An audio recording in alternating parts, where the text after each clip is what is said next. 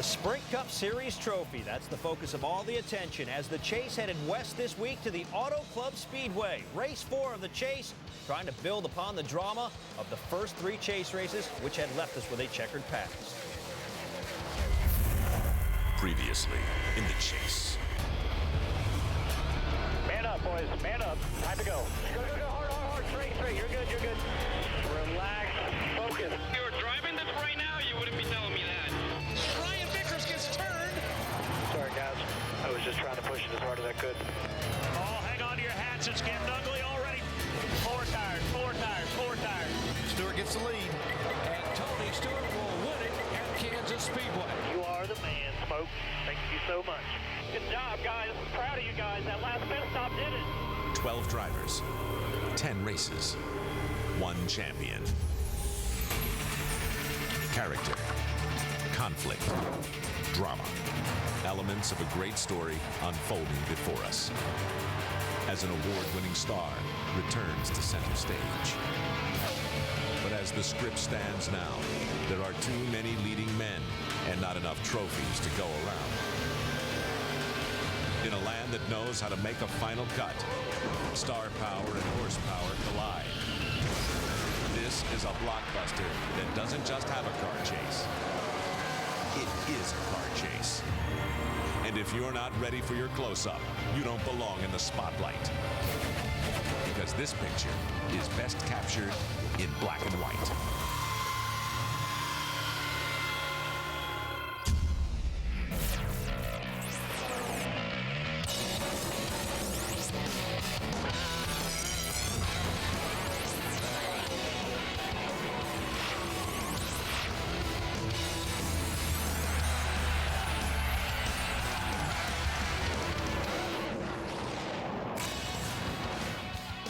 Hello, everybody, and welcome to the post-race edition of NASCAR Now. I'm Mike Massaro, along with Ray Evernham, and Race 4 now in the record books. How would you describe it? The battle royale starting to shape up between the top 5 chase guys. We saw great racing, we saw pit road strategy, and we saw some awesome restarts. And let's get right to it, shall we? Denny Hamlin on the pole in Fontana, along with Greg Biffle on the outside of the front row, or should I say inside. That's how he chose to run. He started on the outside of the front row. That was the pole sitter. Let's flash back to Saturday in the Nationwide Series. Already a little drama between these two drivers heading into Sunday, right? Yeah, a little action there. Certainly didn't turn out the day that they wanted to, but they wanted to stay far apart today. Lap 11, we're starting to see some of the favorites flex their muscle. Jimmy Johnson flashing to the inside of Denny Hamlin, picking up the lead. He looked awfully strong throughout the course of the day. Lap 25, another driver looking awfully strong, that being Juan Pablo Montoya. He was the 3rd leader of the afternoon. And Juan Pablo Montoya, Ray, he looked pretty good throughout the day. He did flex his muscles there early and drove by the 3-time champ Jimmy Johnson. And lap 45, the two would go door to door, battling for the lead. And, well, this would be the case throughout the afternoon on many occasions. In this particular instance, I should say, the 42 getting the advantage. And Kyle Busch, the center of attention, but not the attention he wants, right? No, Kyle extremely sick. 2nd day in a row, had to be pulled out of the car. Got some seat time for a new test driver and Gibbs driver, David Gilliland. And David Gilliland getting in the seat. Kyle Busch vacating it, and, you know, TV talked with him. You could tell just how sick he was. Very subdued after he got out of that race car. Back to action on the track, lap 68 after a restart. Another one of the contenders getting into the fray, this being the championship leader coming in, Mark Martin.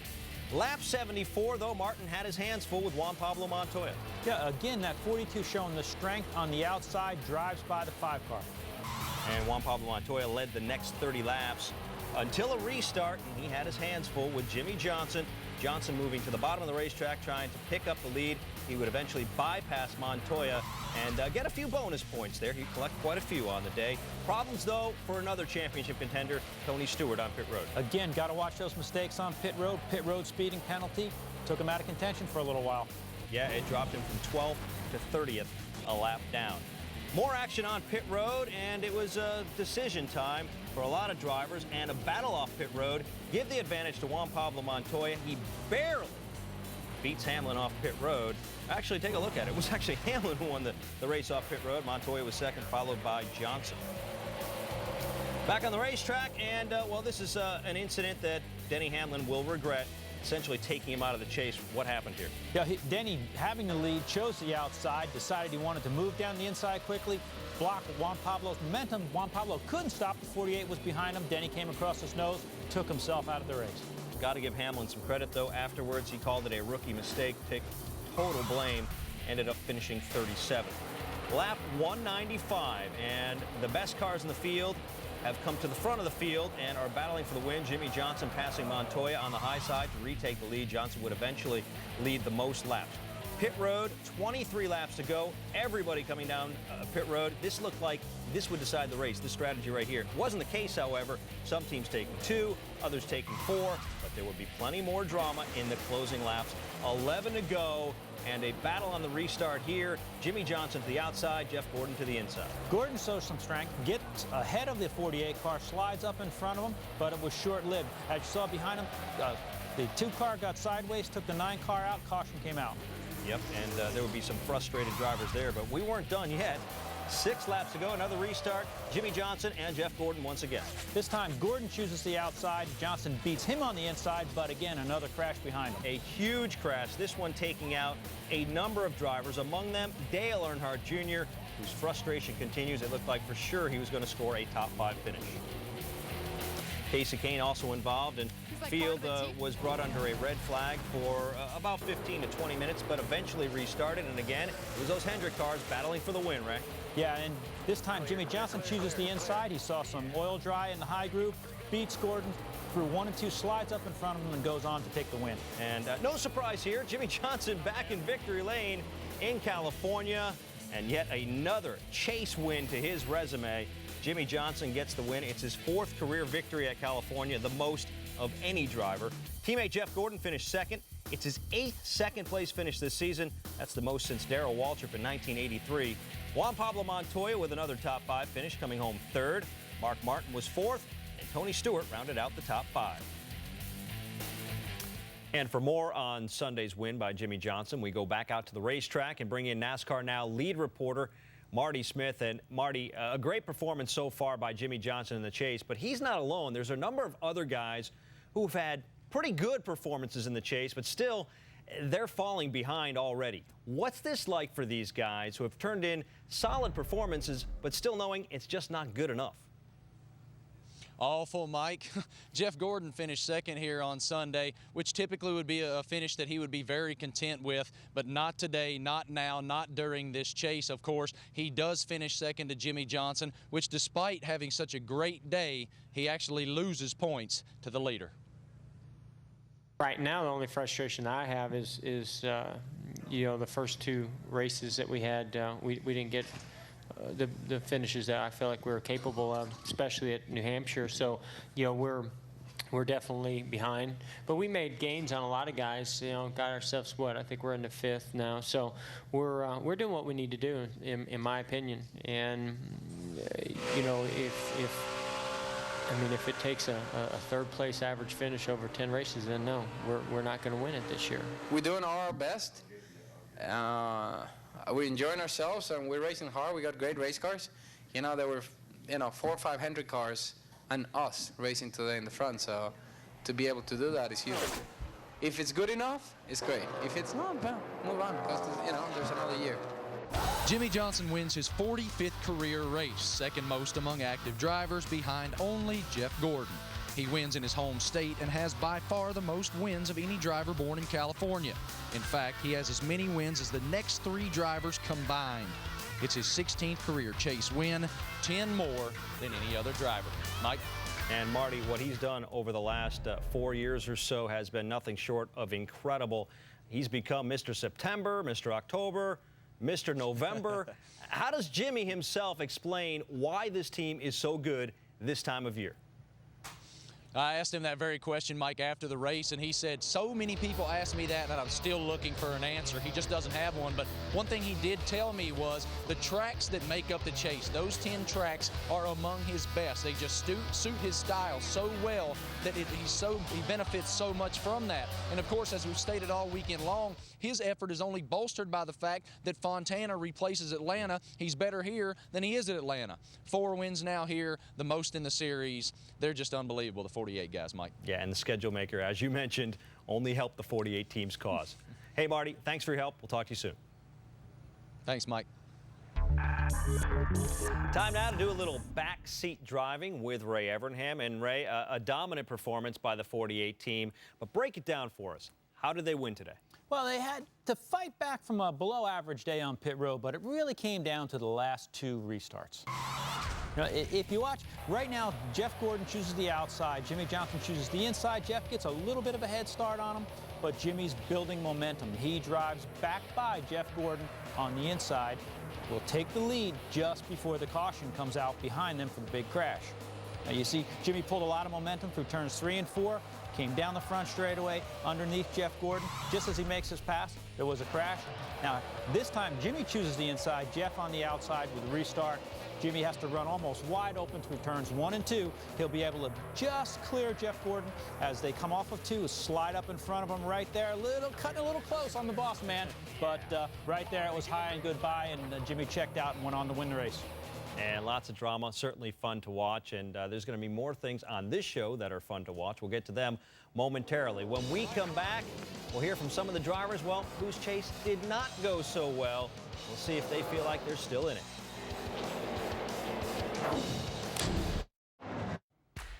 The chase standings extremely tight heading into round 4. You can see 6 drivers within 99 points of the championship leader. And that's the guy everybody was chasing heading into California, Mark Martin, who had an 18-point advantage. Now, Mark Martin in California started 9th on the day and had a pretty strong race car.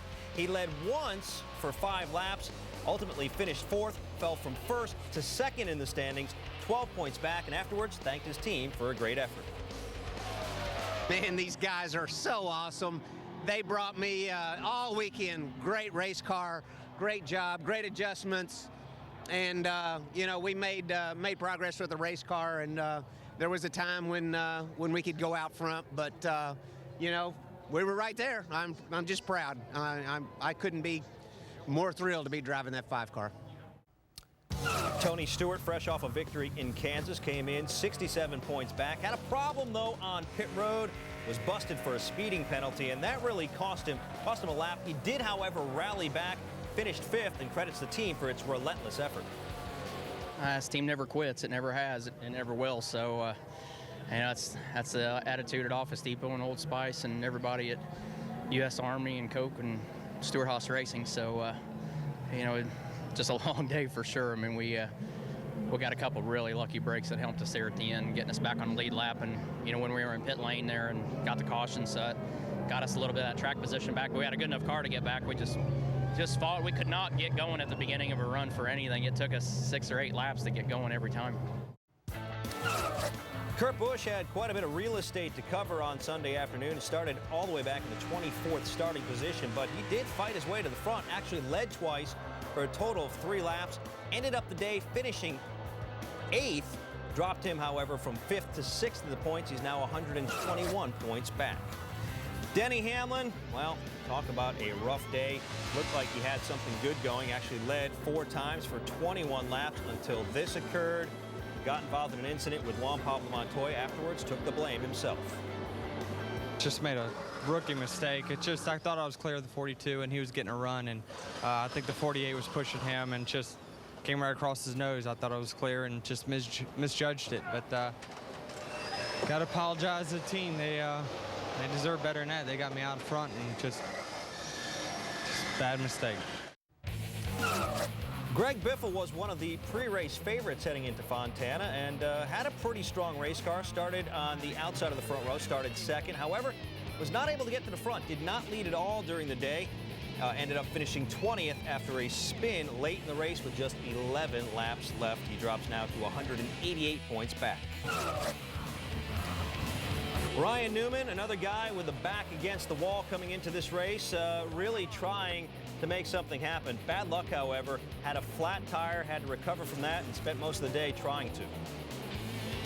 Yeah, I think we just hit a piece of debris or something, and it cut the right front down on the straightaway, and kept it off the wall, and the guys did a good job in the pits today. We just kind of just struggled for track position. We had a top 10 car for most of the run. We just never got to get the start of the run to show it, and there towards the end, that second to last restart, we got up to the top 5 there from 10th in 1 lap, and the next 2 restarts I was on the inside, and that was the doom of death for us. Coming into this race, Roush Fenway had won 7 times at Fontana, which led a lot to believe that Carl Edwards would be a contender. However, he did not get to the front, did not lead a lap, started 11th, ended up 6th, now 192 points back, but still optimistic. It's amazing how well those guys are running. Jimmy and Jeff and Juan, and Mark, I mean, it's tough to close up ground, but the thing is, you know, yesterday in the nationwide race, we closed up 90 points on the leader, you know, and it was with a 3rd place finish. So that can still happen. It can happen all the way to the last 5 laps at Homestead. So we just got to keep digging. It has not been necessarily a great chase for Casey Kane, and it did not get any better on Sunday. Involved in a couple of late race incidents. Started 25th, ended up 34th. Afterwards, noticeably frustrated. We worked hard all day, got ourselves in a good position. Some guys had an issue. I can't see that with the sun in my eyes, but some guys had issues. I think it was going to be a good points day, and NASCAR threw a debris caution for no debris, which caused Kurt Busch to hit the wall and screw up, which caused me to go to the grass and Greg Biffle, and then from there, that caused the whole next wreck on the front stretch. So it's disappointing we had a bad race because of kind of a caution to put a show on for the fans. I mean, that's a good part of this sport, is we got to keep the fans excited, but sometimes it ruins people's day, and today it was our day, so, you know, maybe next time it won't be. And Brian Vickers, another guy whose frustration continues to mount. Started 32nd, very deep in the field, and only made a moderate gain. Ended up 29th, had a battle back from a shock problem earlier in the race. Remained 12th in the standings, 351 points back for Vickers. Jimmy Johnson takes over the points lead, a mere dozen points over Mark Martin. Johnson also led the points last season after the first 4 chase races. Juan Pablo Montoya continues to run up toward the front with top 5 finishes, but loses a little ground to the chase lead, now 58 points back. Jeff Gordon and Carl Edwards, the big gainers, both up 2 spots, while Denny Hamlin loses 3 positions. And Ray, you just heard what some of these chasers had to say. What were your impressions? Well, pretty much agree with all of them. You know, I just really believe that some of the guys now know that they're out of it. They can still shoot for some top 5s, but, you know, you look at guys like Casey Kane, like Denny Hamlin, you know, those guys are, and even Ryan Newman, those guys' shot at winning the championship is probably gone. How about Carl Edwards? He's a guy who's now 8th in the standings. You heard what he had to say. He hasn't written himself off yet. What do you think? Mathematically, you can't. I mean, I really believe that the chase winner is going to come out of the top 5. But if you look from 6th on back, you know, Kurt Busch could be a wild card. I really don't believe, would be very surprised if 7th on back, somebody in that group wins the championship. And still, Juan Pablo Montoya will not go away. Do you expect him to?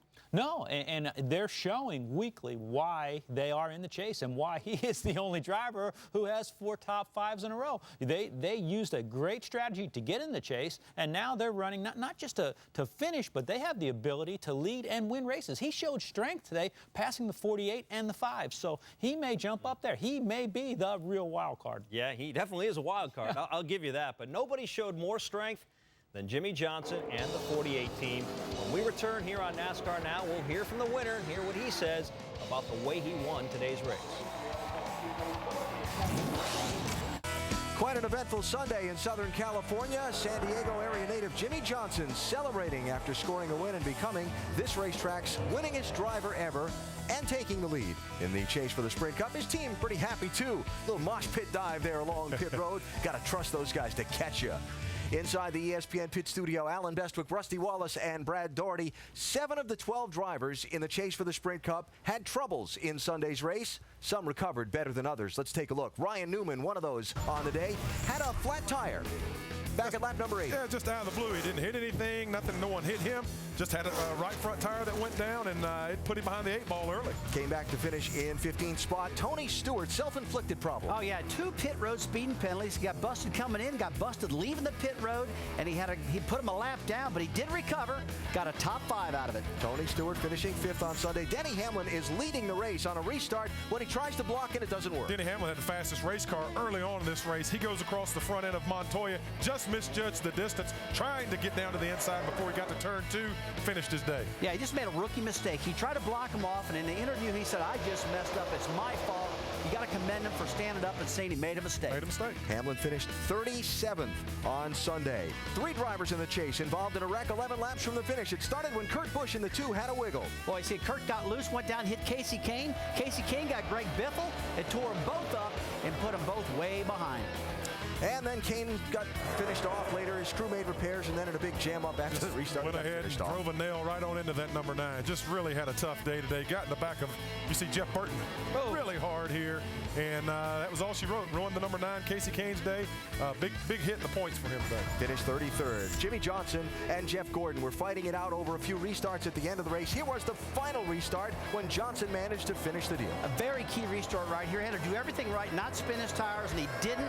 He got that baby going, hooked up in the bottom of the racetrack, picked the throttle up, and just drove away from Jeff Gordon, got some clean track, and it was all over then. Jimmy Johnson all the way home. Jeff did a great job, though, of hanging on to Jimmy's bumper. He restarted with him, put a lot of pressure on him. Jimmy Johnson was just too tough. So Johnson takes over the lead in the chase for the Sprint Cup. It's back across the country to Charlotte, North Carolina for the next race. That's next Saturday night at 7 Eastern on ABC. Thank you, Alan. And here's some more race notes. Juan Pablo Montoya finished 3rd and became the first driver in chase history to start a chase with 4 straight top 5 finishes. David Reagan finished 7th. It's only his 2nd top 10 of the year and his first since finishing 6th in the Daytona 500. And Denny Hamlin was struck by the curse of the lap 1 leader. The leader of lap number 1 has never gone on to win at California. And for the 4th time in his career, Jimmy Johnson in victory lane in Fontana. He joins us now. And Jimmy, another dominant performance out there. But I got to ask you, with a car that good, having to come down to those several restarts in the final laps, what was that like? It was pretty nerve-wracking, to be honest with you. This front straightaway is so long that times I thought I did a really good job accelerating, getting up through the gears. I'd be passed before I went into turn 1. Other times I would get a poor start and somebody would hit me from behind and push me, kind of bump draft me and get me going. So the restarts were really unpredictable and tough to get right. Unfortunately, I got the last one right, the one that counted. Jimmy, this is Ray Evernham. First, thanks for your time and congratulations again. Thanks, unbelievable out there at California. But let me ask you a question. On that last restart, but when you chose the inside, Jeff on the outside, did you run through there wide open to make sure that you could slide up in front of him coming off 2?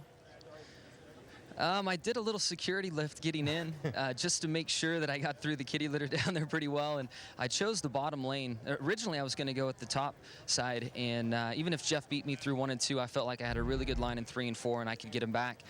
Then as we rolled through 1 and 2, I could see there was more kitty litter down and stage ride down on the top side than the bottom side, so I picked the bottom and just got by him off of 2. And thankfully I did, because if he could have really messed with me through 3 and 4, sitting on the quarter panel getting through there and held me up. So I needed to clear him off of 2, and it wasn't much of a lift, but just a little security lift to get the nose pointed. And you guys had a great car, but early in the race it seemed like it took 10, 11, 12 laps to get it going, and it got better and better and better as the race went on without a lot of adjustments that we could see. Did you know the car was going to be that good when you practiced yesterday? Yesterday we were happy with it. We felt like the 11 and the 42 had some speed on us. We made some small changes and kind of hoped for the best, because we had everything that we thought we needed in the car. So I really think the track came to us as the day went on.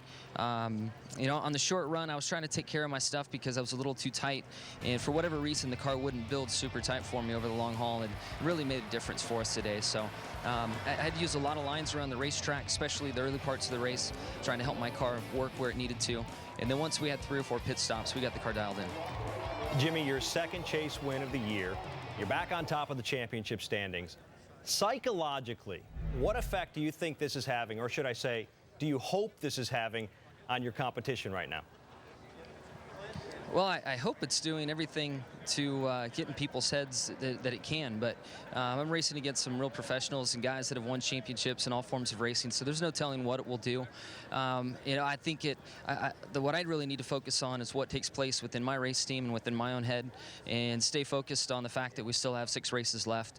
And we're in a good position now, but we're not leaving Homestead right now, so we just need to keep our heads down, do what we can each and every week, really kind of put blinders on and just focus on what this 48 car is capable of. Well, I think you can peek ahead. I mean, you are going to Lowe's Motor Speedway, a place that you have made your home.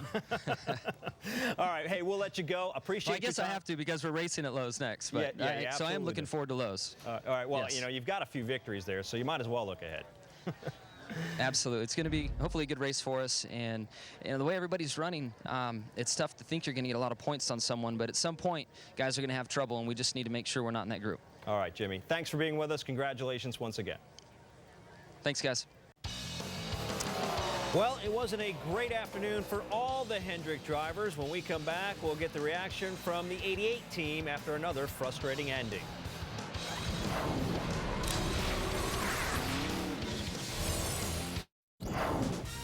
This week on Monday Night Football, AFC East rivals, the Jets and Dolphins tangle.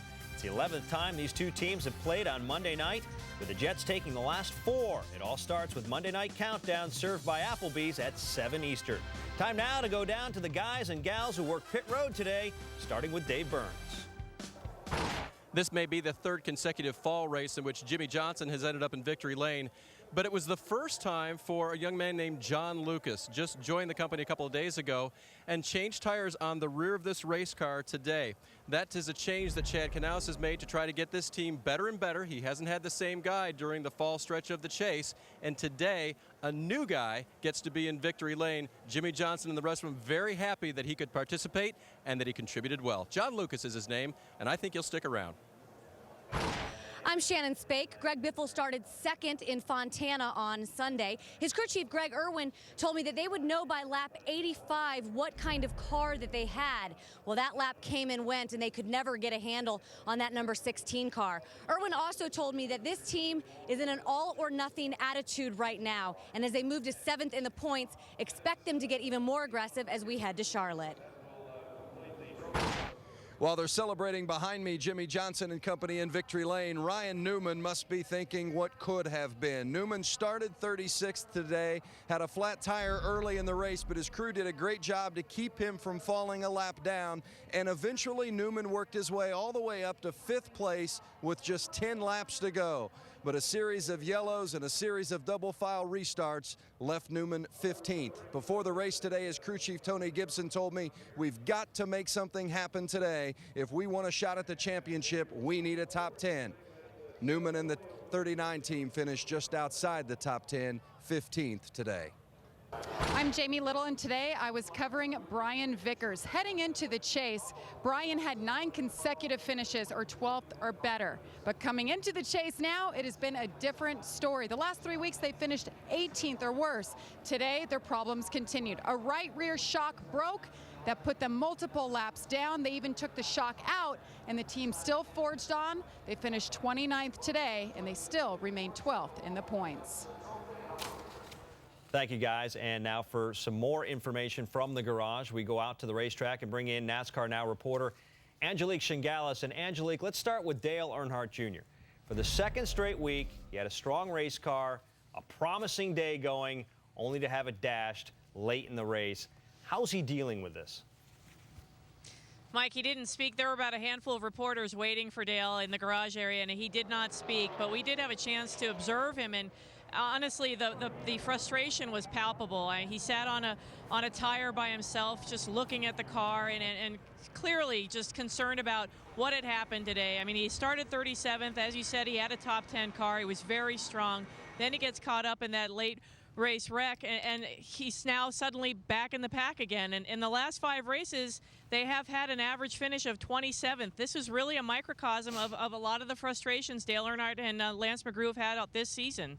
It truly is unbelievable. There was another incident just prior to that involving Greg Biffle, Kurt Busch, Casey Kane. I know you talked with a couple of those involved. What were they saying? Kurt Busch took the blame, Mike. I mean, he said this was something he didn't want to do. He didn't want to take out two fellow Chase contenders. And as a matter of fact, while we were chatting with Greg Biffle, Kurt Busch did walk by, and they had a nice moment. You know, he apologized to Greg, and Greg took it in stride. There's no doubt about that. But he said at this point, Mike, he is out of it. I mean, he feels like he has no chance at the championship, and he's frustrated by that, but said essentially this is racing. This is what happens. Yeah, it is getting to that stage where we can start writing some guys off. And of course, the other guy involved was Kasey Kahne, but that was only one incident late in the race that Kasey Kahne was involved in. He was also involved in the big crash with Dale Earnhardt Jr., the one that collected all the Richard Petty Motorsports cars. He was very critical of NASCAR after that. After he cooled down a little bit, though, what did he have to say?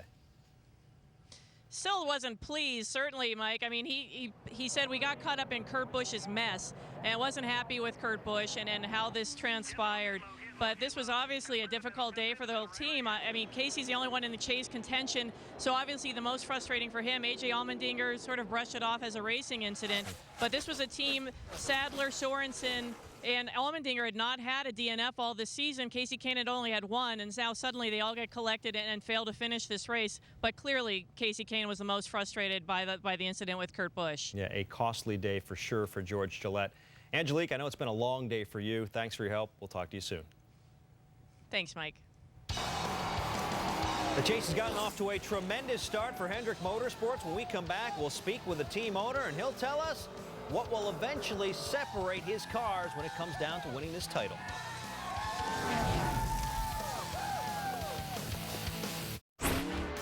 It was another terrific homecoming for Jimmie Johnson, scoring his 4th California victory in dominant fashion. He led 126 laps, and believe it or not, his 16th Chase race win.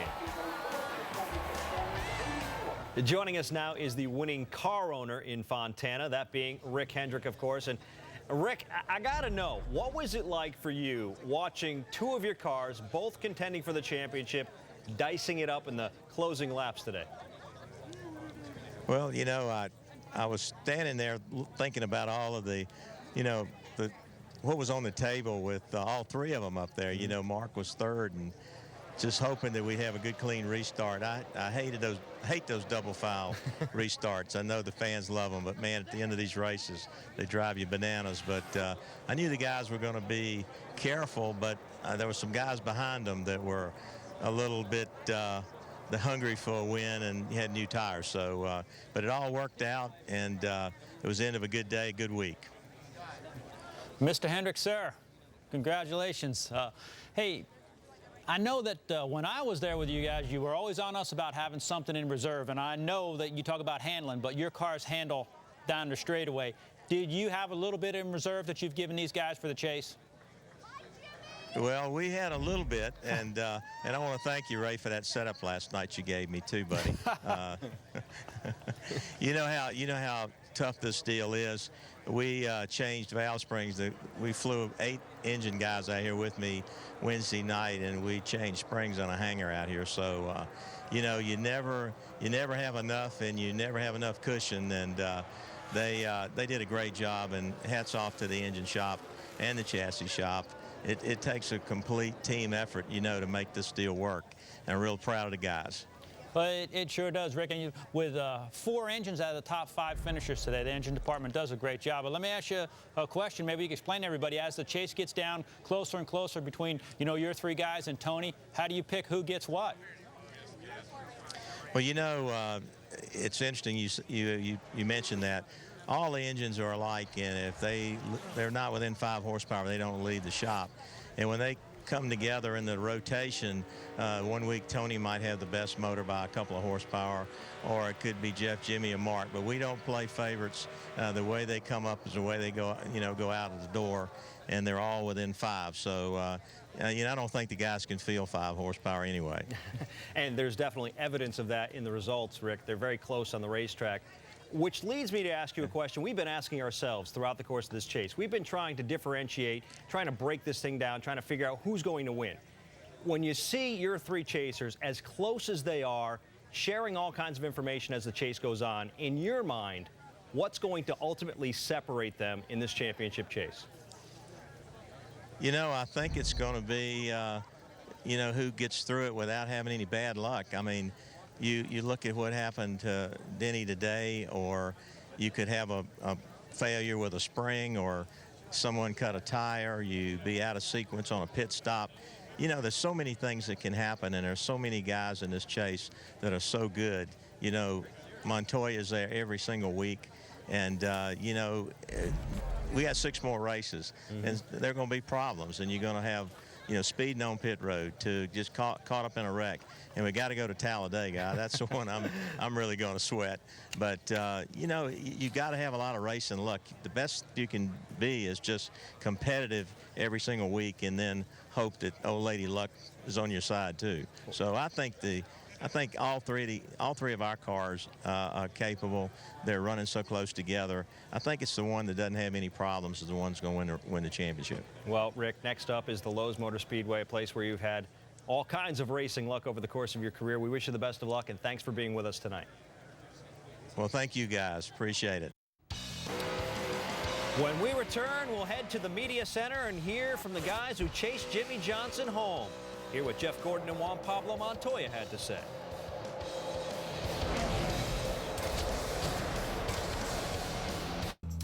This week on the second edition of ESPN's 30 for 30 film series, Barry Levinson tells the story of when the Colts left Baltimore, leaving behind their fans and their marching band. It's the band that wouldn't die, Tuesday at 8 Eastern on ESPN. Time now to get some reaction from the drivers who finished second and third in Fontana. No, remember when we started the chase, I was 40 points behind already. So against the 5 car, it should have been like 4 points. But, you know, same time, you know, we're getting top 5s and top 5s and top 5s here and left and right. And, you know, we're still, you know, we're getting closer to that first win. And it's going to happen. We know it's going to happen. But I think that's where we, you know, fall behind in you know, pre-chase. If you ask me and you ask anybody, if you ask yourself, do you think we were going to be this competitive when the chase started? No. You know, we just wanted to make the chase. And we played our strategy to make the chase. I think if I could run this good every week next year, then you can win races, you know, win races, take risks, and it doesn't matter. You know, if you DNF one race, you go out the next one to get another top 5 and you keep running. But, you know, when you're running 10, 12 every week, you cannot take any chances. You got to keep finishing, you know, keep that average up. So, I mean, what I don't understand about this whole run that you put together is where did it come from, and were you capable of this the whole season? You know, people say, oh, you know, is this something that you guys were sandbagging or something earlier in the season, or being too conservative? You look at before the chase started. You know, we finished third in Atlanta. We ran second in Bristol, and we have, you know, we blew a tire. You know, we should have, you know, finished second in Pocono. We should have won Indy. There's a lot of races we were good. There were other races we went not with our best cars. You know, we were building better cars, and you know, our cars at the time were good enough to do what we needed to do. We're not gonna, you know, go to, you know, Richmond with a brand new car hoping you never know what it's gonna do. So, you know, we're trying to bring our best equipment every week. We normally do. It's just everything is clicking, keeps clicking. You know, I'm driving the car a lot better, understand the car a lot better. Just something click, you know what I mean? And I figure out a little bit here, a little bit there. And once things starts clicking, then you understand, you know, it's things that, and they tell you. It's like Jimmie Johnson told me the same thing, you know, this is what I do, and you try it, you don't get it. And 3.5 years on the road, you go, there you go, I understand what he was saying. And it works. And in terms of the competitiveness of this chase, I mean, are we talking about perfection that it's going to take? Because it seems that every week it's all 12 of you guys pretty much running up front. Well, I mean, there's still some tracks in there that can change that all in one lap. So, you know, I mean, right now, you know, all we can do, kind of like what Juan Pablo was saying, we can only do our best, you know, and when we get to Homestead or finish out in Homestead, if our best isn't good enough, then you know, you work harder over the off season and see what you can do to improve it for next season. But you know, right now the only frustration I have is you know, the first 2 races that we had, we didn't get the finishes that I feel like we were capable of, especially at New Hampshire. So you know, we're definitely behind, but we made gains on a lot of guys. You know, got ourselves what, I think we're in the 5th now. So we're doing what we need to do, in my opinion. And you know, if it takes a third place average finish over 10 races, then no, we're not going to win it this year. You know, we've already gotten a 15th place finish. So, you know, we just got to keep battling and keep trying to get wins and top fives. And the last couple weeks have gone really well, and I'm proud of those efforts, even though we have gotten, you know, even though we finished second. And certainly some interesting comments made in the media center from those two guys. And Ray, let's talk about them. First off, Juan Pablo Montoya. You heard the reporter's question, and I thought it was pretty interesting and a valid question. Where has this run come from? I mean, we didn't see this back in the spring from the 42 team.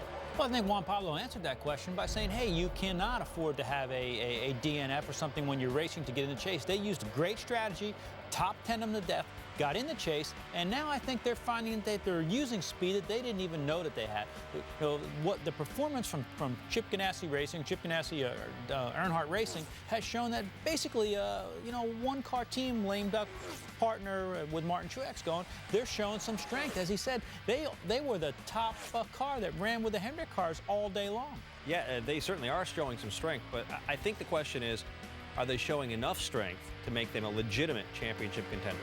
Well, right now, Jimmie Johnson is beating them, but again, he's beating them barely.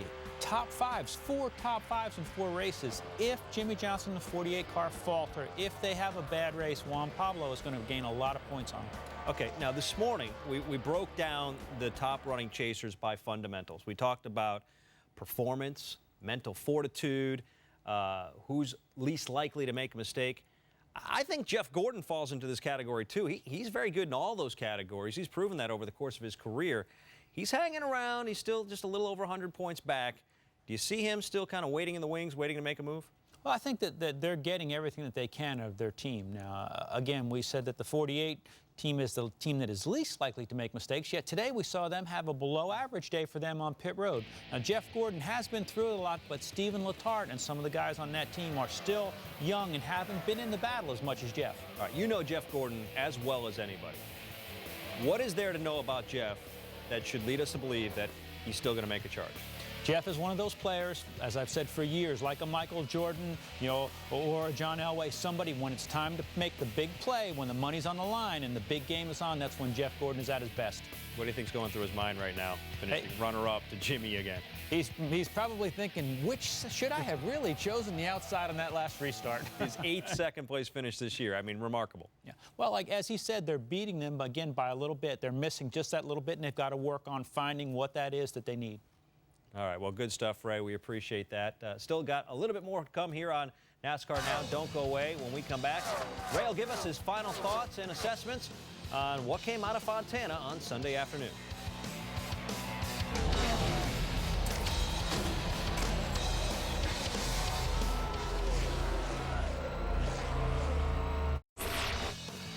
Be sure to join us Monday night here on NASCAR Now for our roundtable. I'll be joined by Ray Evernham, Randy LaJoie, and Ricky Craven as we dissect all the issues that came out of Fontana. That's Monday night, 5 Eastern on ESPN2. And the next race on the chase schedule, Lowe's Motor Speedway in Charlotte, and it has certainly been Jimmie Johnson's home, especially between 2003 and 2006. Look at the number of wins there in that 8-race span. 5 victories for the 48 team and an average finish of 1.5. The last couple years, however, not quite as great. 0 wins in his last 5 races there, so maybe there's reason for the competition to be optimistic, but I'm not so sure, Ray. I mean, the way the 48 team is running right now, I've got to believe they're the favorite again. Yeah, they are the favorite, and they are performing right now like 3-time champions and the best team in motorsports, which some people think that they are. But what I didn't realize, I love those full screen things, by the way. 16.4 average finish in the last 5 races, not very good. Could be an Achilles heel for that team. Yeah, we'll have to wait and see, but I still think he's the guy to beat. I mean, there's no question the performance of the 48 team.